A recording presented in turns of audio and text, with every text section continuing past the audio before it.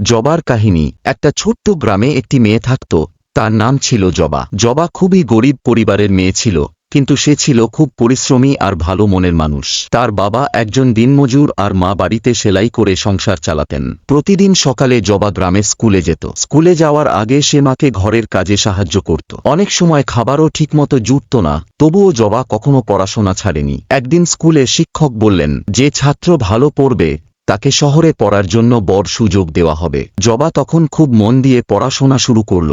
রাতে কেরোসিনের বাতি জ্বালিয়ে সে পড়ত। অনেক কষ্ট করেও সে কখনো হাল ছাড়েনি। কিছুদিন পরে পরীক্ষার ফল বের হলো। সবাই অবাক হয়ে দেখল জবা পুরো স্কুলে প্রথম হয়েছে। গ্রামের সবাই খুব খুশি হল। পরে জবা শহরে পড়ার সুযোগ পেল এবং বড় হয়ে একজন ডাক্তার হলো। তারপর জবা তার গ্রামে ফিরে এসে গরিব মানুষদের বিনা পয়সায় চিকিৎসা করতে লাগলো। গ্রামের মানুষ তখন বলতো, গরিব মেয়েও যদি চেষ্টা করে তাহলে একদিন বড় মানুষ হতে পারে। পরিশ্রম আর ইচ্ছাশক্তি থাকলে জীবনে বড় হওয়া যায়।